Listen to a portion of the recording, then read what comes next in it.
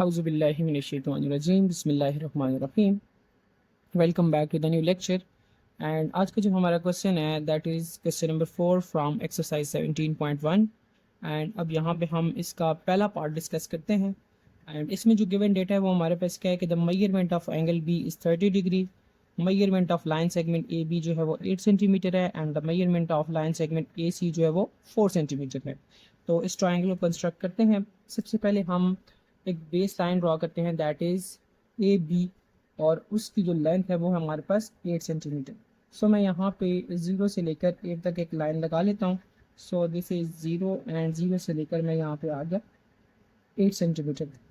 तो आप इसको नाम दे देंगे, this is point A and this is point B, और इसकी जो लेंथ है वो हमारे पास है 8 सेंटीमीटर। अब उसके बाद क्या करना है, आपने यहाँ पे दिया हुआ है measurement of angle B. Angle B मतलब कि बी के ऊपर आपने 30 डिग्री का एंगल कंस्ट्रक्ट करना है।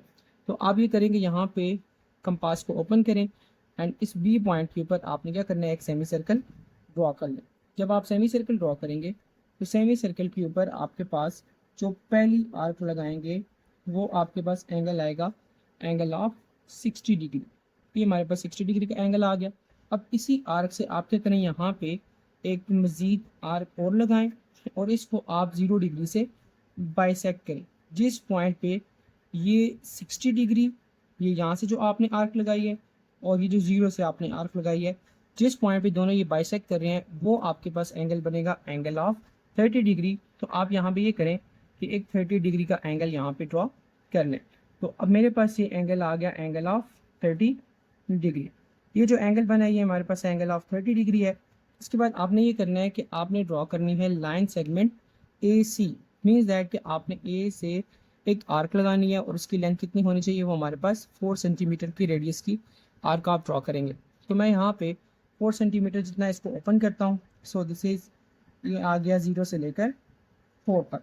आप जब 0 से लेकर 4 तक इसे ओपन करेंगे तो आपके पास यहाँ पे अगर आप एक आर्क लगाएं आपको नज़र आएगा कि यहाँ पे ये जो आर्क है, ये आर्क और यहाँ पे जो एंगल आर्म है, ये किसी भी पॉइंट के ऊपर एक दूसरे को कट नहीं कर रहे। आप जितना मर्जी है इस लाइन को आगे एक्सटेंड करते चले जाए। ये मैं यहाँ पे एक्सटेंड कर भी देता हूँ। तो चाहे आप इस लाइन को एक्सटेंड करें या आर्क को एक्सटेंड करें, तो मीन्स दैट ये दोनों कभी भी आपस में इंटरसेक्ट नहीं करेंगी। इसका मतलब ये हुआ कि आप सिंपल यहाँ पे लिख देंगे कि triangle can not be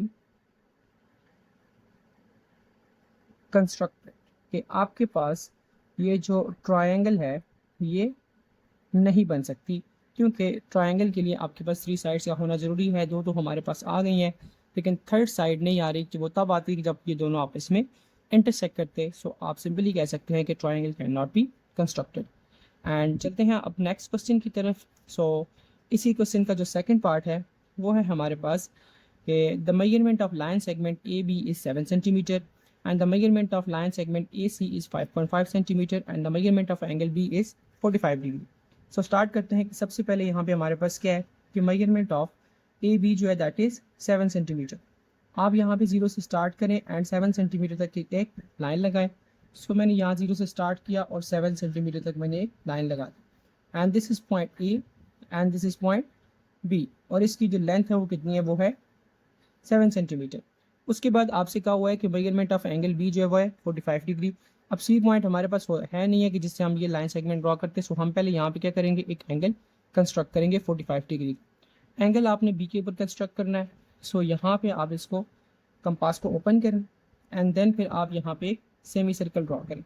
semi circle draw करने के बाद आपने यहाँ पे एक आप पहली आर्क लगानी है 60 डिग्री के लिए, एंड आप यहाँ पे सेकेंड आर्क लगाएंगे that is for 120 degree. Again आपने यहाँ से 60 को और 120 को बाइसेक्ट करना है। जब 60 को और 120 को आप बाइसेक्ट करेंगे तो आपके पास जो एंगल आएगा वो एंगल आपके पास होगा एंगल ऑफ 90 डिग्री। लेकिन मैं यहाँ पे इसको डॉटेड लाइन से शो कर रहा हूँ क्योंकि हमें 90 डिग्री का एंगल नहीं चाहिए, हमें चाहिए 45 डिग्री का एंगल। तो इसलिए आप क्या करेंगे, 45 के लिए आप यहाँ पे 90 को और यहाँ से आप 0 को बाइसेक्ट करेंगे। जब 90 को और 0 को बाइसेक्ट करेंगे तो आपके पास ये जो एंगल बनेगा, इस एंगल को आप कहेंगे एंगल ऑफ 45 डिग्री। ये हमारा एंगल आ गया 45 डिग्री का।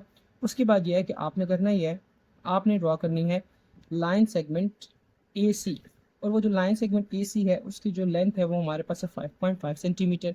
तो आप ये करें यहाँ पे 5.5 सेंटीमीटर जितना आप इसको ओपन कर लें, तो ये आ गया 5.5 सेंटीमीटर। अब आप करेंगे ये ए से लेकर आपने एक आर्क ड्रॉ करनी है, एंड जब आप ए से आर्क ड्रॉ करेंगे तो आपको नज़र आ रहा है कि ये जो आर्क है ये 2 पॉइंट्स के ऊपर इस लाइन को कट कर लिए, एक पॉइंट ये है और दूसरा पॉइंट ये है। आप ये करें कि इन दोनों पॉइंट्स को ज्वाइन कर दें, या पहले नेमिंग कर देते हैं, इसको मैं सी कह देता हूँ और इसको मैं सी प्राइम कह देता हूँ। तो आप जब इन दोनों को ज्वाइन करेंगे तो आपके पास एक ट्रायंगल बन जाएगी ये वाली, और दूसरी ट्रायंगल जो पॉसिबल ट्रायंगल है वो आपके पास बनेगी ये वाली।